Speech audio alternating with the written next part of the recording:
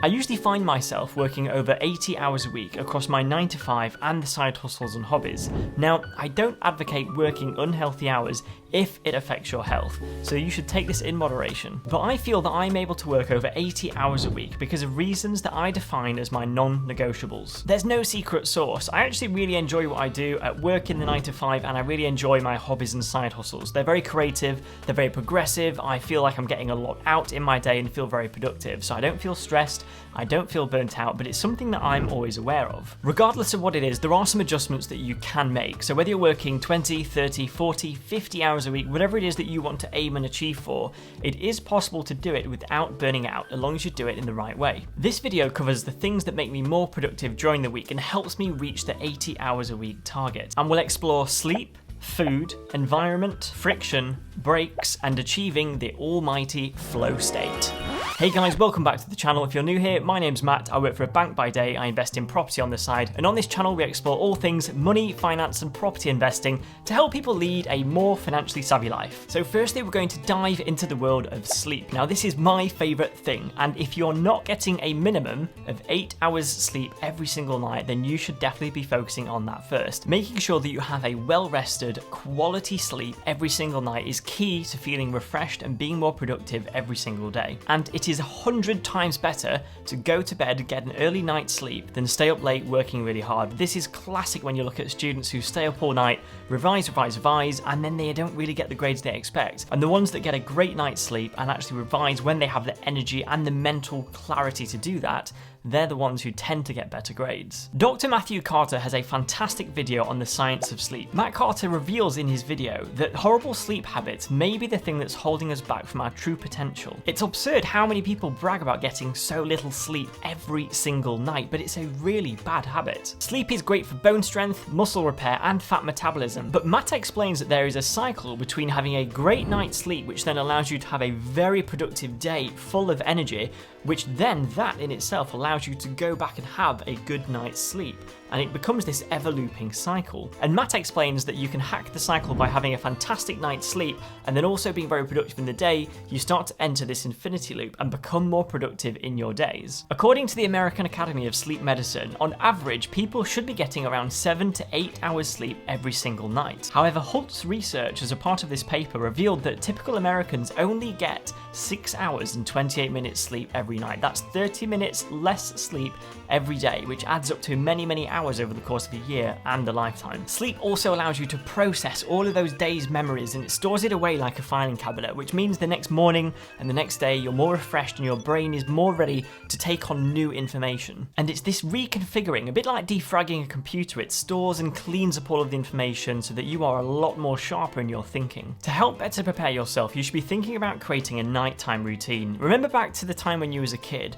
Kids sleep usually really well. When you put them to bed, they tend to sleep for a long time when they're past all the kind of horrible 2 stages. The reason why this happens is that we as adults create a bedtime routine for them. We put them in the bath, we read them a bedtime story, we start to turn down the lights, and it's all these cues that start to tell the child's brain now is the time to sleep, and that's why then they fall asleep really fast. But as we get older, we forget about this routine and don't really think about it ourselves. Often we're on devices until very late at night, and one key thing that you can do is remove the blue light from your screen.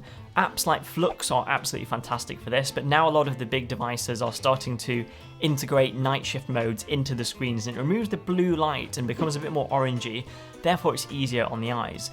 All that being said, you should also just generally stop using a device for at least 1 hour before you think about going to bed. There are many studies looking into the scientific benefits of this. You can check out sleepfoundation.org, and I'll also drop a research paper from Harvard in the description that talks about blue light filters and blue light effect on our brains at night. The second major topic is food. Now, choosing the wrong food choice at lunch can have a detrimental impact on cognitive performance. So making sure that you choose the right food at lunch is key to having a great productive afternoon and evening. So here's a brief rundown of why exactly this happens. Just about everything that we eat is converted into glucose by our bodies, and it's this glucose that feeds the brain and keeps it powered and keeps everything running really fast. That's why it's really hard to think on an empty stomach, because there's not enough fueling the brain starts to slow down and things kind of happen. So far, so obvious. But what we don't really think about is how every single food is different. Therefore, our bodies consume and produce and digest that food all at different rates. Some foods like pasta, bread and cereal release that glucose a little bit faster and starts to process in the body a lot quicker. However, when you start to eat a cheeseburger or really stodgy, greasy foods, that takes a lot more time to process in the body and requires more oxygen, which is why we start to feel more groggy after having a really greasy dinner. So now we know that if your body's running low on fuel, then your cognitive performance is going to be lower. Now think about going to bed and then skipping breakfast. A lot of people skip breakfast, and this in itself is a really bad thing to do, because your body will be running on empty for many hours. Imagine if you don't eat from say 7-8 p.m. in the evening, you go to bed, you have a long 8-hour sleep, you then skip breakfast and don't eat until 11, 12, 1 p.m. the next day. That's a massive gap where you're not feeding your brain, you're not feeding your body, and that energy is not going to be there, and therefore you're not going to be as productive. Thirdly is our environment. Having a comfortable and proper workstation is key to being productive. This means having a proper desk, proper chair, and a monitor that is at eye level. It's all of the 90-degree stuff that you learn in the health and safety. It used to be boring many years ago, but now as humans we're spending more and more time sat at a desk every single day.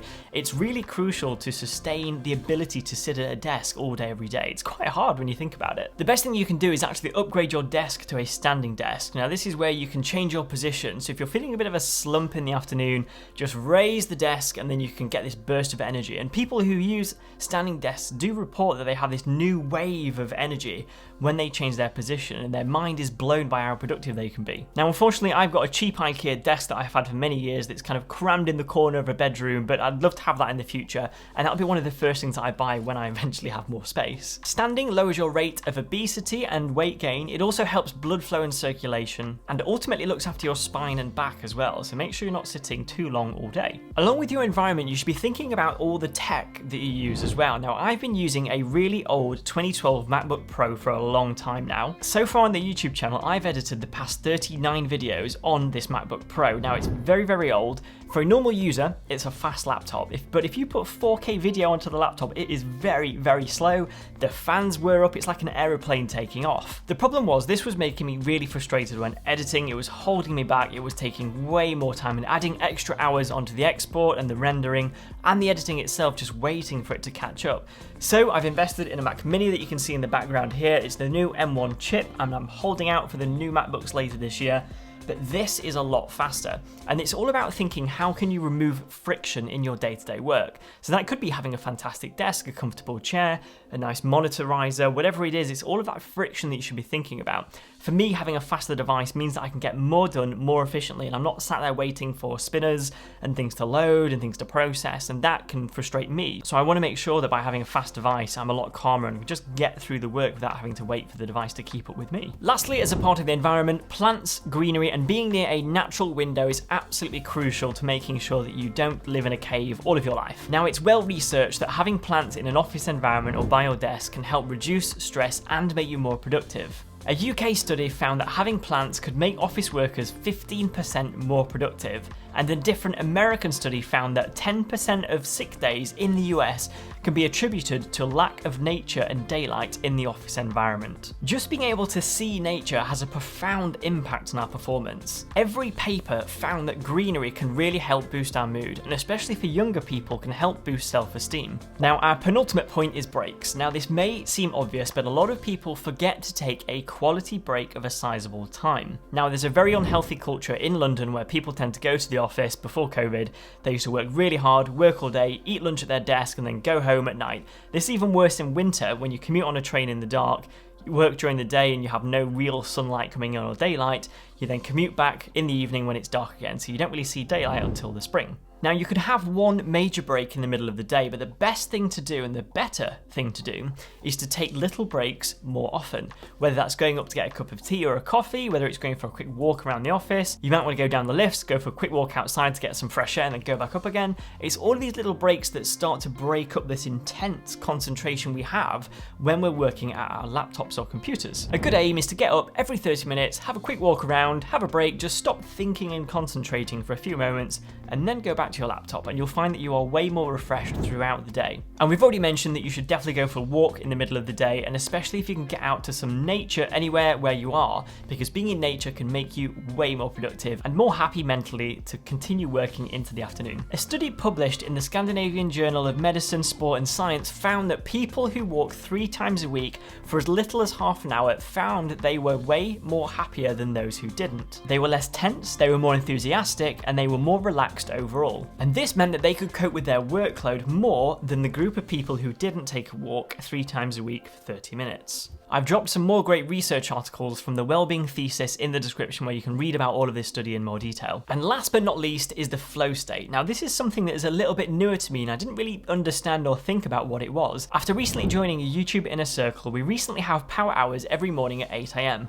All we do is jump on Zoom, mute all of our microphones, but then we listen to piano music and we have an intense 55-minute study session. The idea is to get our brains into a flow state where we're focusing purely on the work at hand. Flow state is when you're giving your fullest attention to an individual task or item that you're working on. Typically this is something that you're passionate about and fully immersed in. The mind's usual chatter begins to fade away as we begin to focus on this individual task, and usually the human brain can do this for around 55 minutes. You might use a little bit of concentration, that's fine, but working away is how you get to flow state. The human mind can process around 120 bits of information, and when we start going into the flow state, our mind starts to hit capacity. But if that activity is something we genuinely enjoy doing and really enjoy it, then that's how you get to that flow state. And it can leave us leaving ecstatic, fulfilled, and motivated. I hope you found this video useful and you're on your way to working a more productive, healthy, and happy working week. If you enjoyed this video, you can check out loads of others like this one on top here, which is my top 2021 business ideas to check out as a side hustle or startup,